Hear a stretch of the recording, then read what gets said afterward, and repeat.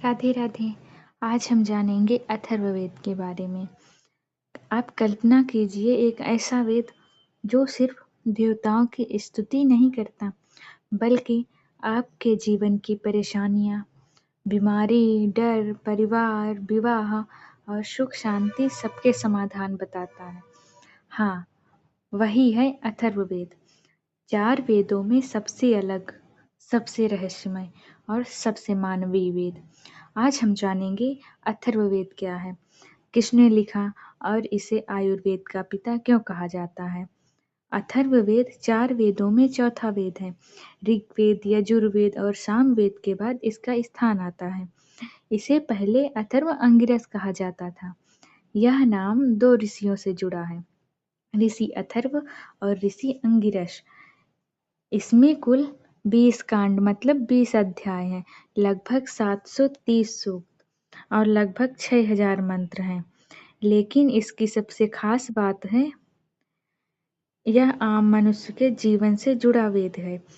जहाँ ऋग्वेद देवताओं की स्तुति करता है, यजुर्वेद यज्ञ विधि बताता है और सामवेद संगीत और गायन से जुड़ा है, वहीं अथर्ववेद मनुष्य की रोजमर्रा की समस्याओं की बात करता है। इसमें मिलते हैं रोग दूर करने के मंत्र और शत्रु से रक्षा करने के मंत्र। विवाह न करने पर विवाह के मंत्र मिलते हैं, संतान प्राप्ति न होने पर संतान प्राप्ति के मंत्र मिलते हैं और घर में शांति और समृद्धि के मंत्र मिलते हैं। अथर्ववेद को आयुर्वेद का मूल स्रोत माना जाता है, यानी यह वेद केवल पूजा पाठ नहीं, बल्कि जीवन जीने का मार्ग बताता है। इसमें कई औषधियाँ और जड़ी बूटियों का वर्णन है। प्राचीन ऋषि प्रकृति को ही चिकित्सक मानते थे। बुखार, विष, कीट और रोगों से बचाव के उपाय इसमें बताए गए हैं। यानी उस समय चिकित्सा प्रारंभिक रूप मौजूद था। इसलिए कहा जाता है भारत में चिकित्सा के विज्ञान की शुरुआत अथर्ववेद से हुई। अथर्ववेद का एक रहस्यमय ज्ञान है। इसमें कुछ मंत्र ऐसे भी मिलते हैं जो रक्षा कवच और वशीकरण अविचार से भी जुड़े हैं। इसी कारण कुछ विद्वान इसे तंत्र मंत्र का वेद भी कहते हैं। लेकिन असल में यह उस समय के लोगों के डर, विश्वास और मानसिकता को दर्शाता है। अथर्ववेद हमें उस समय के समाज की झलक भी देता है।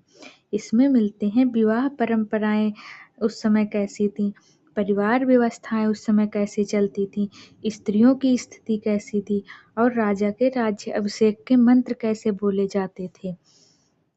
यहाँ तक कि राजा की रक्षा और राज्य समृद्धि के लिए भी उसमें मंत्र बताते हैं। इससे पता चलता है कि वेद केवल धार्मिक ग्रंथ नहीं है, वे समाज का दर्पण भी थे। अथर्ववेद का सबसे प्रसिद्ध भाग है पृथ्वी सूक्त। पृथ्वी सूक्त, इसमें पृथ्वी को माता कहा गया है। मनुष्य और प्रकृति के संबंध को बहुत सुंदर ढंग से समझाया गया है। आज जिसे हम इन्वायरमेंटल अवेयरनेस कहते हैं, उसकी शुरुआत हजारों साल पहले भारत में हो चुकी थी। अथर्ववेद हमें ये सिखाता है, धर्म केवल मंदिरों में नहीं है, जीवन के हर कार्य में है। स्वास्थ्य में धर्म है, प्रकृति के सम्मान में धर्म है और मन की शांति में भी धर्म है। यही कारण है कि अथर्ववेद को मानव जीवन का सबसे व्यवहारिक वेद कहा जाता है। अगर आपको भारतीय संस्कृति जानना अच्छा लगता है, तो आप बताएं कि आप अब कौन से वेद के बारे में जानना चाहते हैं। अगले वीडियो में मिलेंगे एक और प्राचीन रहस्य के साथ। राधे राधे।